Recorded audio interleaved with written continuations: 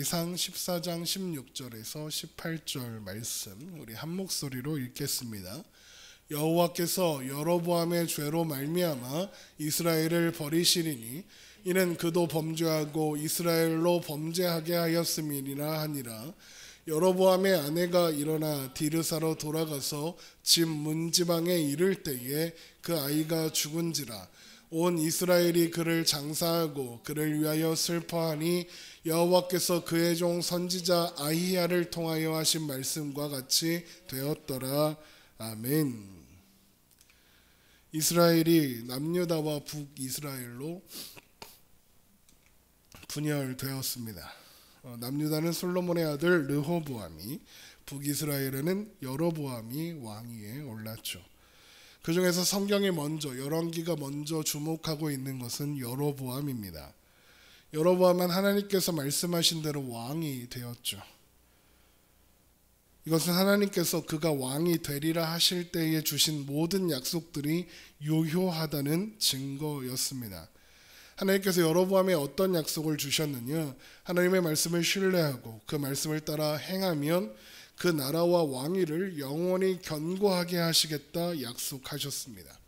그러면 그 약속을 믿고 그 약속대로 행하면 될 것인데, 여로보암은 그 약속을 믿지 않고 그 약속을 신뢰하는 대신에 자신의 지혜와 자신의 방법과 대책을 만들어냈습니다.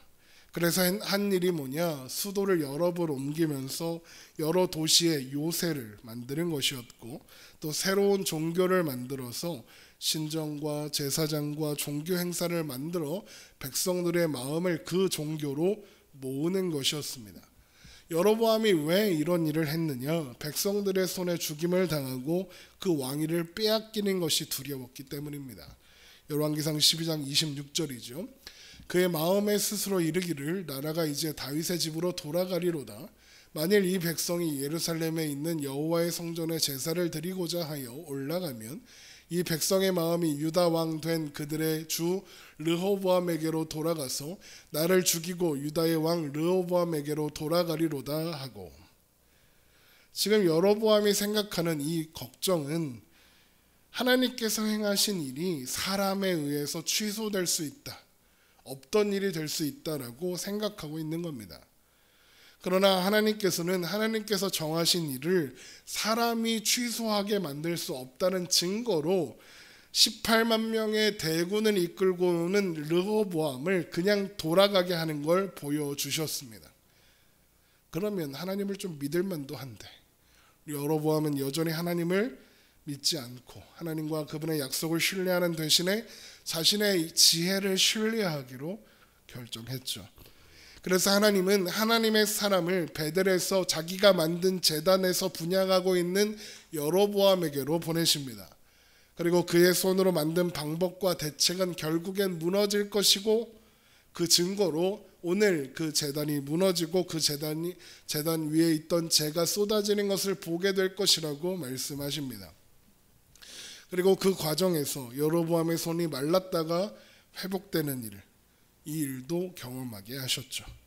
그래서 하나님의 은혜를 구하는 것, 하나님의 말씀을 듣는 것만이 사는 길이라는 것을 가르쳐 주셨습니다. 그뿐 아니죠. 하나님의 사람이 베델에 살던 늙은 거짓 선지자의 계략에 속아 음식과 물을 먹었다가 사자에게 죽임을 당하게 되는 그 일을 통해서도 하나님의 말씀에 순종하는 것만이 사는 길이다라는 것을 다시 한번 명확하게 알려주십니다. 그러나 여로보암은 그런 하나님의 말씀에 들을 생각이 없었죠.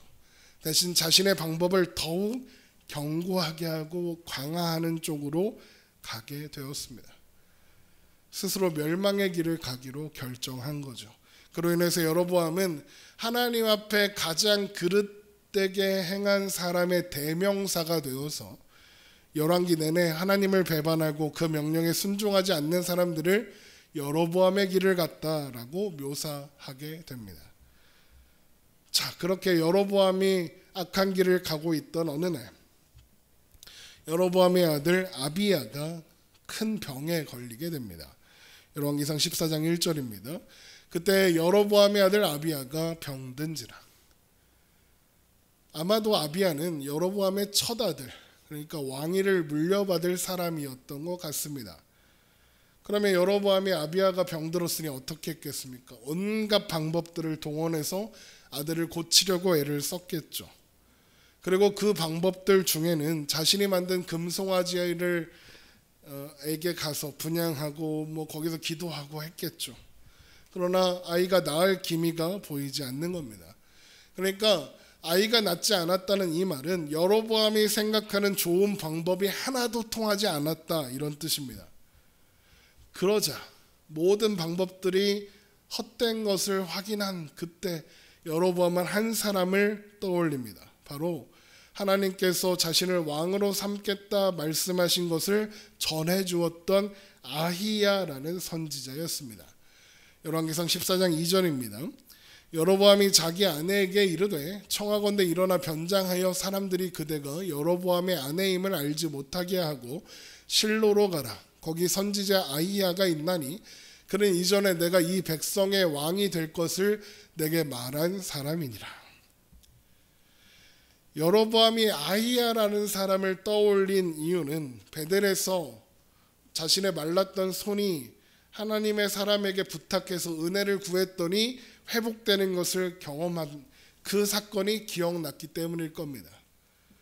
또 그러니까 여로보암은 자신의 아들을 고치려면 뭔가 초월적인 힘이 필요하다는 것은 인식하고 있는 겁니다. 그리고 이 아히야, 선지자 아히야를 찾아가라고 하는 두 번째 이유는 아들이 가지고 있었던 신앙을 그가 알았기 때문입니다. 열왕기상 14장 13절을 보면 이런 말씀이 있습니다. 온 이스라엘이 그를 위하여 슬퍼하며 장사하려니와 여로보암에게 속한 자는 오직 이 아이만이 묘실에 들어가리니 이는 여로보암의 집 가운데서 그가 이스라엘의 하나님 여호와를 향하여 선한 뜻을 품었음이니라. 아비야는 하나님을 향해 선한 뜻을 품은 사람이었다는 겁니다. 이것에 대한 자세한 설명은 이제 뒤에 하겠지만 어쨌든 아비야는 하나님을 믿는 사람인 겁니다. 그러니까 여로보암은 하나님을 믿지는 않지만 아들의 하나님이 아들을 구해주지 않을까 이런 생각을 하는 겁니다. 물론 그렇다고 해서 하나님을 믿을 생각이 있는 건 아닙니다. 그저 아들의 병을 고쳐줄 초월적인 능력이 필요한 거죠. 그래서 여로보암이 직접 가지 않고 아내를 보내는데 그것도 변장을 시켜서 보내는 겁니다. 여로보암의 아내인 줄 사람들이 몰라야 되는 겁니다. 왜 몰라야 될까요? 사람들에게 왜 그걸 알리지 않으려고 할까요? 하나님의 도움을 구하려고 하는 그 상황에서도 여전히 남유다에 있는 성전과 여호와 신앙이라는 그 신앙을 경계하고 있는 겁니다. 그래서 여로보암의 중심에 어떤 마음이 있는지 가장 잘 표현하는 게 뭐냐면 이 말입니다. 그는 이전에 내가 이 백성의 왕이 될 것을 내게 말한 사람이다 라고 합니다. 여로보암은 아히야가 내가 왕이 된다고 말해주었다라고 주장합니다. 근데 이게 주장인 이유가 뭐냐? 여로보암이 왕이 된다고 말한 것은 아히야가 아닙니다. 아히야는 전달한 대언자일 뿐이에요. 그렇게 말씀하신 것은 하나님이십니다. 아히야도 그것을 분명히 말했습니다. 열왕기상 11장 30절 아히야가 자기가 입은 새 옷을 잡아 12조각으로 찢고 여로보암에게 이르되 너는 10조각을 가지라. 이스라엘의 하나님 여호와의 말씀이 내가 이 나라를 솔로몬의 손에서 찢어 빼앗아 10지파를 내게 주고. 하나님께서 여로보암에게 10지파를 주겠다 약속하셨습니다. 아히야가 약속한 게 아닙니다. 그런데 지금 여로보암은 아히야가 그렇게 했다고, 그렇게 말했다고 주장합니다. 그러니까 여로보암은 하나님께서 나를 왕으로 만드셨다는 걸 인정하고 싶지 않은 겁니다. 하나님의 말씀을 들을 생각도 없는 거죠. 그저 지금 여로보암에게 필요한 건 내 아들을 고쳐줄 그 능력, 베델에서 내가 말랐던 손이 다시 회복되었던 그 능력만이 필요한 겁니다. 그러면 그렇게 해서 아히야한테 가서 부탁을 하면 아비야가 고쳐질 수 있다고 확신이라도 했느냐? 그렇지 않습니다.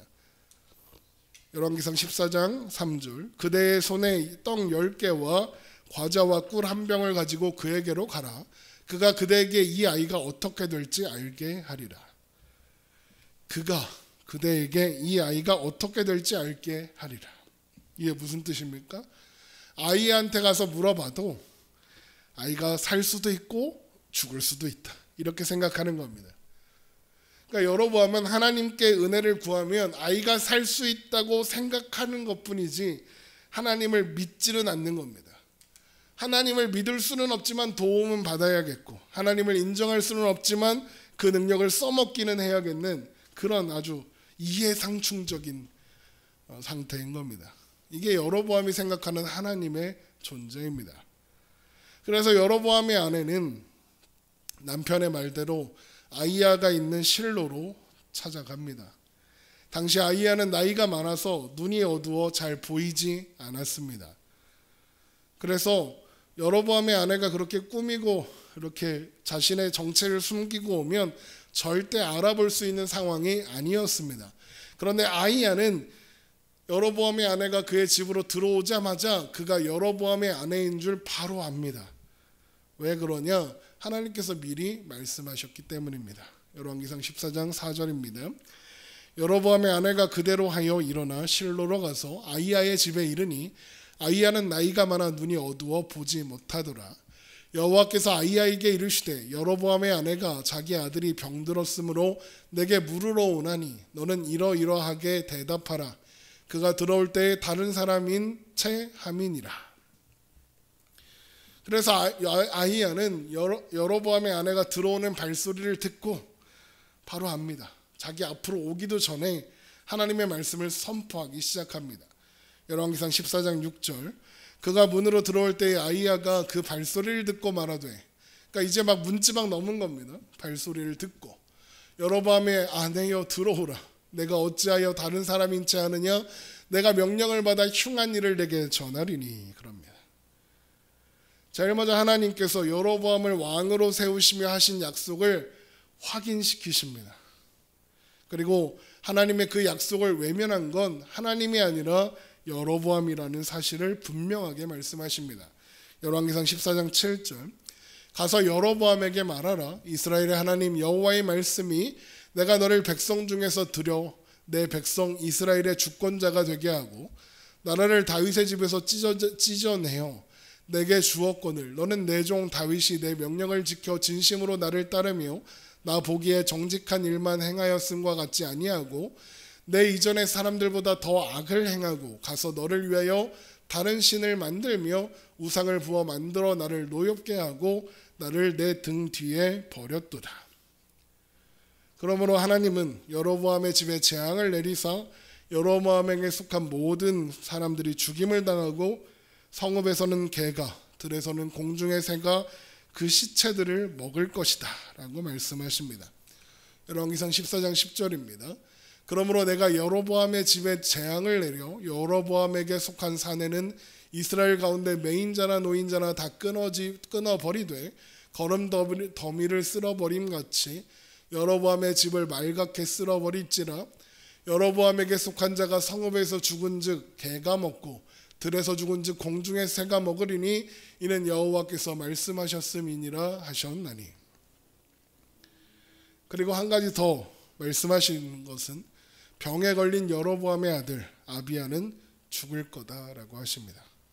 그것도 여로보암의 아내가 자기 집으로 돌아가자마자 그 문지방을 넘을 때에 죽을 것이다 라고 합니다. 열왕기상 14장 12절 너는 일어나 내 집으로 가라. 내 발이 성읍에 들어갈 때에 그 아이가 죽을지라. 그런데 이 아이의 죽음은 그 아이에게는 저주가 아니라 복이 될 거랍니다. 여로보암에게 속한 사람 중에 유일하게 제대로 장사를 치르고 묘실에 들어가게 될 것이기 때문입니다. 열왕기상 14장 13절 온 이스라엘이 그를 위하여 슬퍼하며 장사하려니와 여로보암에게 속한 자는 오직 이 아이만 묘실에 들어가리니 이는 여로보암의 집 가운데에서 그가 이스라엘의 하나님 여호와를 향하여 선한 뜻을 품었음이니라. 그런데 아비야의 죽음이 아비야에게 저주가 아니라 복이 되는 이유가 뭐라고 합니까? 그가 이스라엘의 하나님 여호와를 향하여 선한 뜻을 품었음이라입니다. 쉽게 말하면 아비야는 아버지 여로보암과 달리 하나님을 믿는, 하나님을 경외하는 사람이었다라는 겁니다. 여러분, 이상하지 않습니까? 아비야는 여로보암의 아들이잖아요. 그런데 하나님을 향하여 선한 뜻을 품었답니다. 이거 이상하지 않습니까? 여로보암이 베델과 단에 금송아지를 만들고 제단을 만들어서 분향할 때 혼자 가서 했겠습니까? 온 신하들, 온 가족들 다 끌고 가서 온 백성들이 보는 앞에서 하지 않았겠습니까? 자신의 왕위를 경고하기 위해서 그거 만들었는데 다음 왕위에 오를 그 아들도 데리고 가서 그 일을 함께 했을 겁니다. 그래서 여로보암에게 속한 모든 사람들이 모두 여로보암의 길을 갑니다. 그런데 아비야는 하나님을 알고 하나님을 믿을 만한 상황과 조건이 아닌데 하나님을 알고 하나님을 믿는 그 길로 가는 겁니다. 희한하고 신기한 일이죠. 그러면 아비야는 어떻게 그런 상황 속에서 하나님을 향해서 선한 뜻을 품을 수 있게 되었던 것일까? 늘 말씀드리는 것처럼 하나님께서 그에게 은혜를 베푸셨기 때문입니다. 물론 우리가 그가 어떻게 하나님을 알게 되었고 하나님을 어떻게 믿었는지 그 과정은 모릅니다. 성경에 가르쳐주지 않으니까요. 하나님의 사람이 베델에 올라왔을 때 그 목격한 일들을 같이 목격하고 그게 계기가 돼서 하나님을 믿었을 수도 있고, 아니면 여로보암이 왕이 되기 전에 솔로몬의 신하로 있을 때 어린 시절 여호와 신앙을 듣고 배워서 그렇게 됐을 수도 있습니다. 아니면 여로보암이 애굽에 피해 있던 시절에 어떻게 하나님을 알게 되고 하나님의 말씀을 알게 되고 했을 수도 있죠. 근데 정확하게는 알 수 없습니다. 그러나 결론은 우리가 모두 다 알고 있습니다. 결론은 그가 하나님을 알았고 하나님을 신뢰했으며 하나님을 향해 선한 뜻을 품고 있었다는 거죠. 하나님께서 은혜를 주시면 그가 살아가는 상황과 처지와는 상관없이 믿음이 시작될 수 있다는 겁니다. 대대로 불교를 믿는 집안에서 태어나 맨날 엄마 따라 절에 다니며 자랐어도 상관없습니다. 하나님이 하시고자 하시면 여로보암의 집에서도 믿음의 사람이 나오게 됩니다. 그런데 그건 우리가 늘 경험하고 본 일이죠. 저희 집안도 저희 어머니가 신앙인이시긴 하지만 온 집안이 유교 사상에 아주 맨날 무슨 이렇게 막 한 달에도 3-4번씩 제사를 지내고 막 이러던 집이었습니다. 그런 집에서 목사가 나옵니다. 신기한 일이죠. 그런데 더 이상한 게 뭐냐? 우리가 그럼 그 하나님이 그렇게 하실 수 있지, 이건 이해할 만한데 더 우리가 이해하기 어려운 것, 신앙인들이 이해하기 어려운 것이 하나 더 있습니다. 그게 뭐냐? 아비야가 하나님을 경외하는 사람이고 하나님을 향해 선한 뜻을 품은 사람이었다면 왜 죽느냐는 겁니다.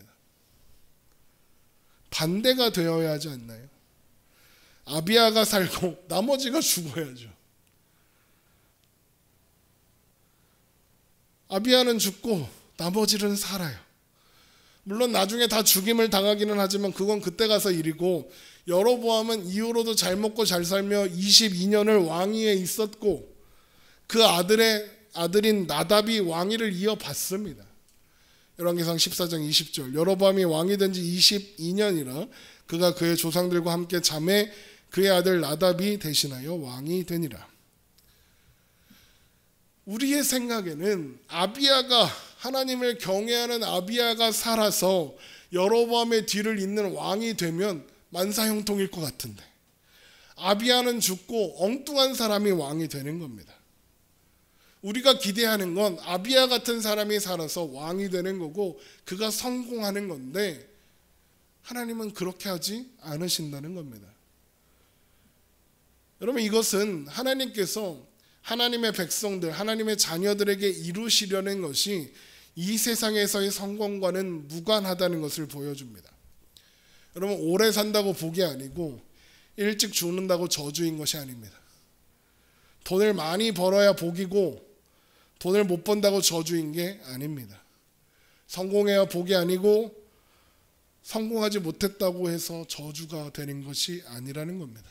하나님은 우리가 이 세상에서 잘 되고 오래 살고 성공하는 것에는 관심이 없으십니다. 하나님의 관심이 그런 것에 있다고 하는 설교를 들으시거든 신경 끄십시오. 하나님의 생각이 아닙니다. 하나님의 관심은 오직 하나, 우리가 하나님 안에서 하나님 나라의 온전한 백성으로 세워지는 것, 그것 외에는 없습니다.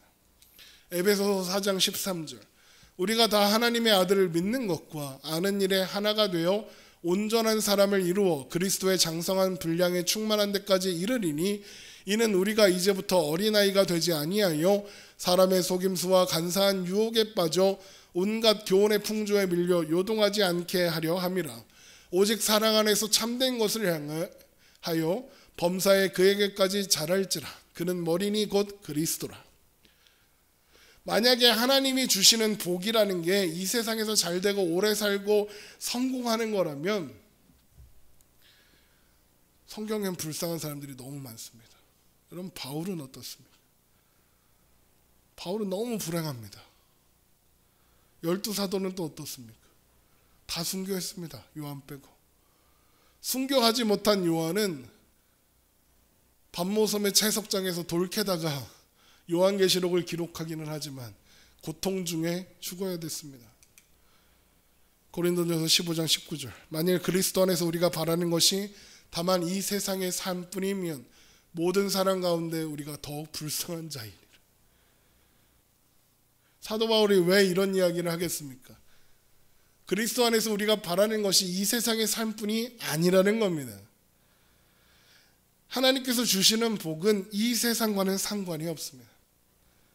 우리가 하나님께 받은 가장 큰 복은 하나님을 믿을 만한 조건과 이유가 조금도 없는 이 세상에서 하나님을 믿는 자가 된 거고, 그래서 하나님의 자녀가 된 겁니다. 여로보암의 아들 아비야를 보십시오. 그에게 하나님을 믿을 만한 상황과 조건이 있었습니까? 없었습니다.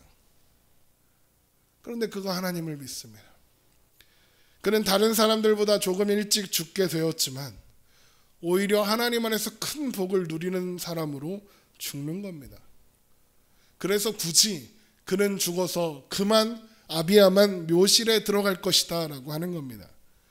이스라엘 백성들에게 묘실에 들어가지 못한다는 것은 영원한 저주와 수치를 의미했습니다. 길바닥에 던져지는 거잖아요. 우리나라도 좀 그렇지 않습니까? 그런데 아비야는 묘실에 들어가서 그 저주와 수치를 당하지 않습니다.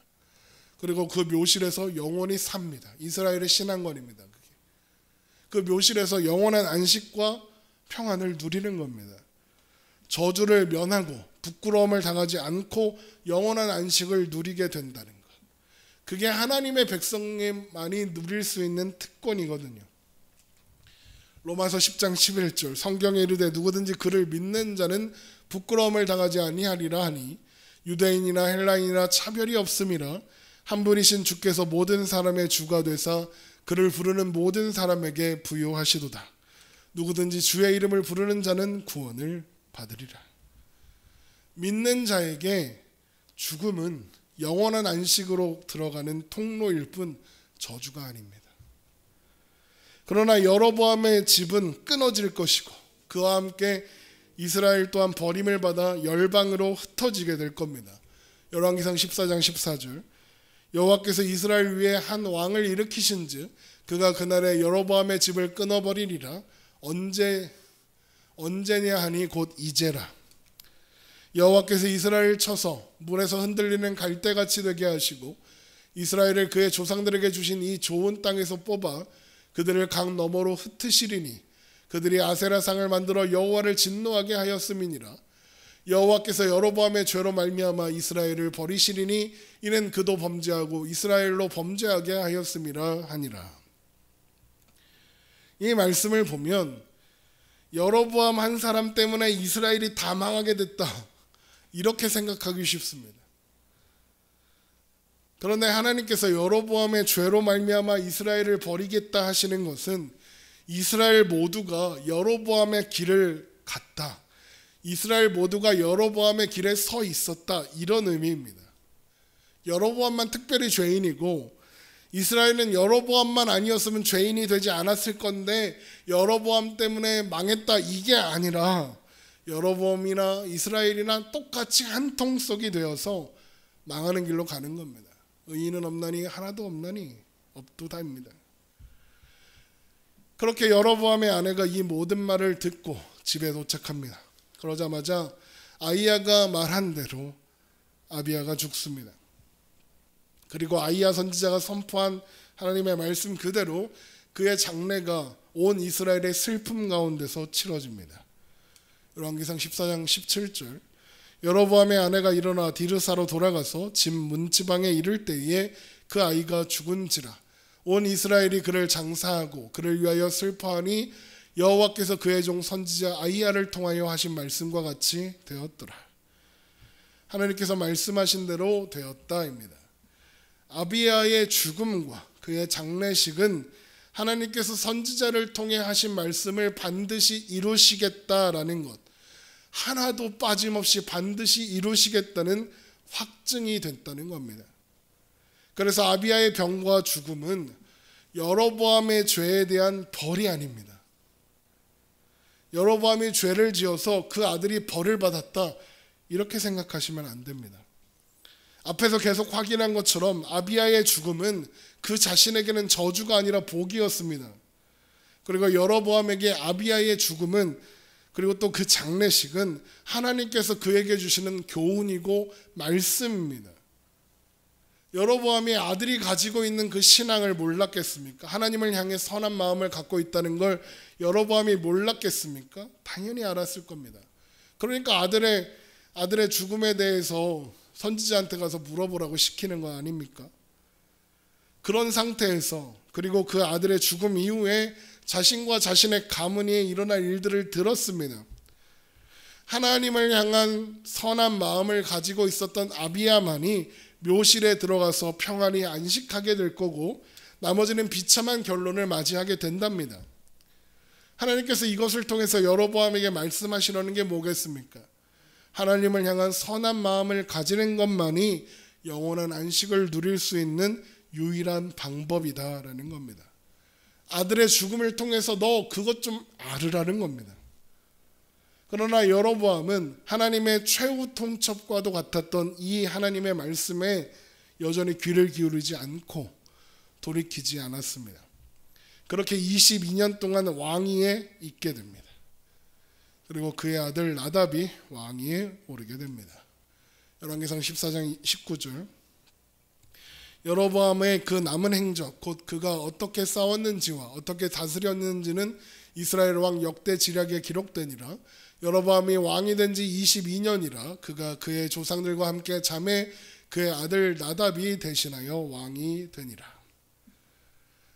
사람들의 시선에서, 세상 사람들이 보기에, 세상의 기준에서 죽은 아비야보다 22년 동안 왕위에 있었고 무사히 자기 아들에게 왕위를 물려준 여로보암이 성공한 것처럼 보입니다. 그러나 그는 영원히 하나님을 거역하는 죄인들의 대명사가 되어 영원한 부끄러움을 받게 됩니다. 하지만 아비야는 하나님 안에서 부끄러움을 당하지 않고 영원한 안식을 누릴 겁니다. 무엇이 복이고 무엇이 저주이며 무엇이 성공이고 무엇이 실패입니까? 세상에서 성공하는 대신 하나님의 외면을 받는 것, 세상에서 성공하지 못하더라도 하나님의 인정을 받는 것, 무엇이 복된 길입니까? 여러분이 무엇이 더 복된 길이라고 생각하십니까? 여러분, 우리는 모두 다 여로보암의 길에 서 있던 사람들입니다. 그래서 하나님을 향해 선한 마음을 가지는 대신에 이 세상에서의 만족과 기쁨을 추구하며 살았습니다. 그런데 하나님은 우리를 아비야의 자리로 데리고 가시려고 합니다. 아히야를 통해 하신 말씀이 모두 성취되었다면 우리를 아비야의 자리로 데리고 가시려는 하나님의 뜻은 어떻겠습니까? 그대로 성취될 겁니다. 많은 성경학자들이 열왕기서의 1차 독자, 그러니까 열왕기서를 처음으로 읽어야 했던 사람들이 누구냐 할 때 바벨론의 포로로 잡혀가 있었던 이스라엘 백성들이었을 것이다 라고 추측합니다. 하나님은 그들에게 여로보암의 이야기를 들려주시면서 그들이 있는 자리, 바벨론 포로된 그 자리는 하나님께서 말씀하신 것의 성취라고 말씀하시는 거죠. 열왕기상 14장 15절, 여호와께서 이스라엘을 쳐서 물에 흔들리는 갈대같이 되게 하시고 이스라엘을 그의 조상들에게 주신 이 좋은 땅에서 뽑아 그들을 강 너머로 흩으시리니 그들이 아세라상을 만들어 여호와를 진노하게 하였습니다. 하나님께서 말씀하신 대로 되었죠. 이스라엘 백성들은 하나님의 말씀대로 가나안 땅에서 뽑혀 강 너머 이방으로 흩어졌습니다. 바벨론에 잡혀가 있는 유대인들, 이들에게는 이 말씀의 성취의 한가운데에 살고 있는 겁니다. 그러면 멀리 이방 땅에서 이 말씀을 듣는 그들에게 이 말씀은 어떤 의미였겠습니까? 절망과 좌절의 말씀이었을까요? 아니요, 오히려 소망과 위로가 되는 말씀입니다. 왜 그럴까? 그들의 현재 상황이 하나님의 말씀대로 이루어진 결과라면 그 이후에 이루겠다 하신 하나님의 말씀 또한 말씀하신 대로 이루어진다는 확증이고 확인일 테니까요. 어떤 말씀입니까? 우리가 요즘에 소선지서를 매일 묵상으로 살펴보고 있죠. 소선지서에서 계속 반복돼서 이야기하는 게 뭡니까? 돌아오게 하겠다, 다시 모으겠다, 회복하겠다, 구원하겠다입니다.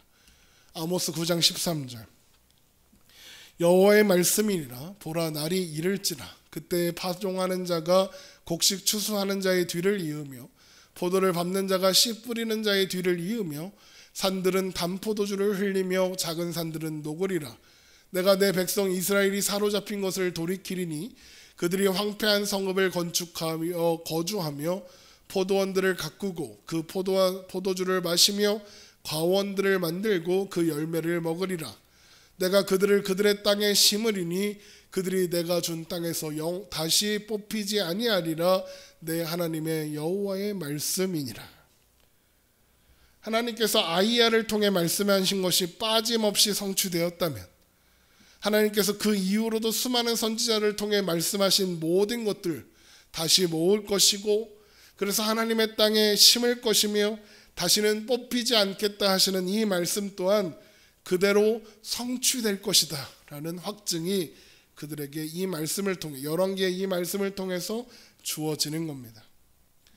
하나님을 떠나 여로보암의 길로 갔으며 그래서 그 결과를 살아가야 했던 이스라엘 백성들에게 이제 너희를 아비야의 길로 데리고 오겠다 말씀하시는 겁니다.